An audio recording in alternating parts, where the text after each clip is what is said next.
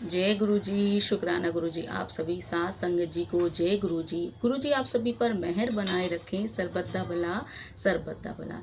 संगत जी, जैसे कि आजकल नवरात्रि चल रही है और नवरात्रि में श्री दुर्गा माता रानी के विषय में, उनके महामात्म्य के विषय में पढ़ना बहुत ही लाभदायक होता है। उनके विषय में सुनना बहुत ही लाभदायक होता है। तो उसी कड़ी को आगे बढ़ाते हुए श्री दुर्गा सप्तशती के पाठों का मैं अध्ययन कर रही हूँ। अध्ययन क्या कहूँगी, मैं पढ़ रही हूँ वो।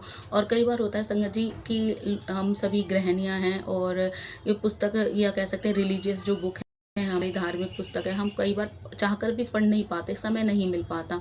और मेरी बस यही एक कह सकती हूँ, मेरी एक यही पहल है कि मैं अपने माध्यम से, अपने चैनल के माध्यम से ये पुस्तक के जो अध्याय हैं वो आपको पढ़कर सुनाऊँ।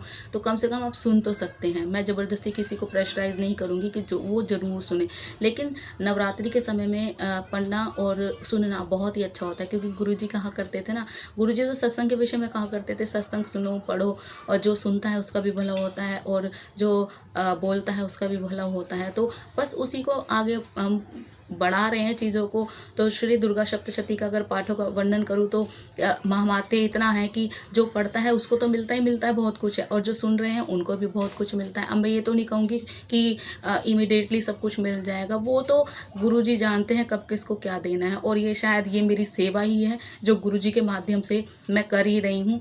और संगत जी, अगर मुझसे कुछ गलती हो जाती है ना तो मुझे क्षमा कर दीजिएगा, क्योंकि मुझे इतना ज्ञान नहीं है। मैं सिर्फ पुस्तकों का अध्ययन ही कर सकती हूँ, पढ़ सकती हूँ, सुना सकती हूँ अपनी वाणी में। इससे ज़्यादा मुझे मैं ये नहीं कहूँगी कि मुझे बहुत नॉलेज है, मैं इतना हूँ। बस गुरुजी की कृपा है जो मैं कर रही हूँ। और संगत जी, मुझसे अगर कुछ गलती हो जाए तो प्लीज़ मुझे क्षमा। जय गुरु जी, शुक्राना गुरु जी, जय जय गुरु जी। संगत जी, श्री दुर्गा सप्तशती के पाठों का अध्ययन करते हुए आज हम पहुँचे हैं 12वें अध्याय पर, और आज उसी से स्टार्ट करेंगे। जय गुरु जी, शुक्राना गुरु जी। जयकारा शेरा वाली दा बोल साचे दरबार की जय। माई मेरी जगदियाँ जोता वाली माता तेरी सदा ही जय। श्री दुर्गा सप्तशती 12वां अध्याय। देवी बोली, जो पुरुष एकाग्र होकर इन स्रोतों से नित्य मेरी स्तुति करेंगे, उनकी सभी बाधाएं निसंशय मैं नाश कर दूंगी। और जो मधु कैटभ का नाश, महिषासुर का घात एवं शुंभ निशुंभ इन दोनों का वध आदि का कीर्तन करेंगे, और जो एकाग्र होकर अष्टमी, चतुर्दशी, नवमी तिथियों में भक्ति पूर्वक इन मेरे उत्तम चरित्रों का महामात्य सुनेंगे, उन्हें किसी प्रकार का अनिष्ट स्पर्श नहीं कर सकेगा। न पापों से उत्पन्न आपत्तियां उन्हें दुखित कर सकेगी, न दरिद्रता प्राप्त होगी, न प्रिय का वियोग होगा, शत्रु का भय नहीं होगा, लुटेरे तथा राजा से भी कोई भय नहीं आएगा, और शस्त्रों से, अग्नि से, जल राशि से भय कभी नहीं होगा। इसलिए मेरा महामात्य एकाग्र चित्त होकर पढ़ना चाहिए एवं भक्ति से सदा सुनना चाहिए। मेरा चरित्र परम मंगलदायक है। महामारी से उत्पन्न सभी उपद्रवों तथा तीनों तापों को मेरा महामात्य शांत कर देता है। मेरे जिस मंदिर में मेरा यह महामात्य पढ़ा जा रहा हो, उस स्थान का मैं कभी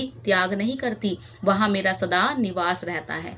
बलिदान, पूजा, अग्निहोत्र एवं महोत्सव में मेरे सारे चरित्र का पाठ करें और श्रवण करें। इस प्रकार से विधि जानकर अथवा बिना विधि जाने बलि, पूजा, हवन आदि जो भी करेगा उसे मैं प्रीतिपूर्वक ग्रहण कर लूंगी। शरत काल में मेरी वार्षिकी महापूजा की जाती है। इस अवसर पर जो मेरे इस महामात्य को भक्ति सुनेगा, उसकी सभी बाधाएं निवृत्त हो जाएंगी और वह धन धान्य पौत्रादि से समृद्ध हो जाएगा। मेरा उस पर कृपा होगी, इसमें संशय नहीं है। मेरे इस महामात्य को, मेरी उत्पत्ति की पवित्र कथाओं को एवं युद्ध में मेरे पराक्रम को जो मनुष्य सुनेगा, वह सर्वदा निर्भय हो जाएगा। मेरे महामात्य को सुनने वाले पुरुषों के शत्रु नष्ट हो जाते हैं, कल्याण प्राप्त होता है और कुल आनंदित रहता है। सभी शांत कर्मों में स्वप्न देखने पर, ग्रहों की दारुण पीड़ा होने पर मेरा महामात्य श्रवण करें, उसके सभी उपद्रव शांत हो जाते हैं। ग्रहों की दारुण पीड़ाएं निवृत्त हो जाती हैं। मनुष्य का देखा हुआ बुरा स्वप्न सुख स्वप्न बन जाता है। ग्रहों द्वारा पीड़ित बालकों के लिए यह महामात्य शक्तिदायक है। मनुष्य में फूट हो जाने पर यह महामात्य मित्रता कराने में परम उत्तम है। सभी दुराचारियों के बल को भली भांति नाश कर देता है।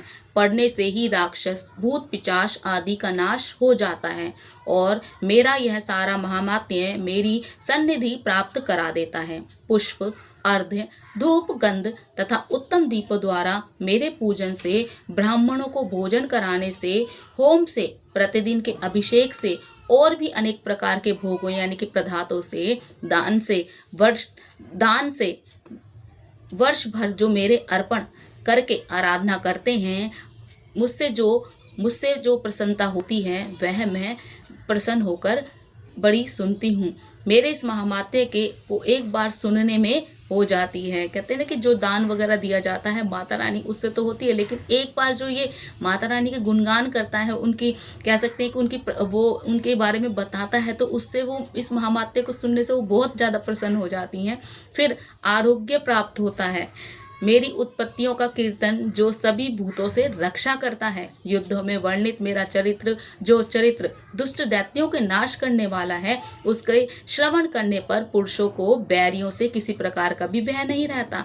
हे देवतागण, तुम लोगों ने जो मेरी स्तुतियां की हैं एवं महर्षियों ने जो की हैं और ब्रह्मा जी ने की हैं, वे ही सभी मंगलदायी बुद्धि देती हैं। वन में शून्य स्थान पर अथवा वन की अग्नि से घिर जाने पर, शून्य स्थान पर डाकुओं से घिर जाने पर, शत्रुओं द्वारा पकड़े जाने पर, अथवा वन में शेर, चीता एवं जंगली हाथियों के पीछा करने पर क्रोध में आकर राजा ने वध की आज्ञा दे दी हो, या कैद में पड़ गया हो, अथवा महासमुद्र में जहाज पर बैठने के बाद भारी तूफान आ जाए, उससे जहाज डगमगाने लगे, ऐसे अवसर पर घोर संग्राम में शस्त्रों का प्रहार होने पर लग जाए, इस प्रकार की बाधाएं पड़ रही हो, किसी महापीड़ा से आकुल हो या इस प्रकार की सभी घोर विपत्तियों से इस मेरे चरित्र का स्मरण करने वाला पुरुष तुरंत छूट जाता है। मेरे प्रभाव से शेर आदि हिंसक, डाकू तथा शत्रु मेरे चरित्र के स्मरण करने वाले पुरुष से सभी दूर भाग जाते हैं। ऋषि बोले, इतना कहकर भयंकर पराक्रम वाली भगवती चंडिका सभी देवताओं के देखते देखते वहां पर अंतर्ध्यान हो गई। वे सभी देवता निर्भय होके पहले के समान अपने अपने अधिकार प्राप्त करके, जिनके शत्रु नष्ट हो चुके थे, यज्ञ भागों के भोक्ता हुए। बाकी दैत्यों का हाल सुनिए। जबकि देव शत्रु शुंभ युद्ध में मारा गया, जो शुंभ जगत के विध्वंस के करने के पर तुला हुआ था, भयंकर पराक्रमी निशुंभ के भी मारे जाने पर बची कुची सारी जो सेना थी, दैत्य थे, पाताल में भाग गए।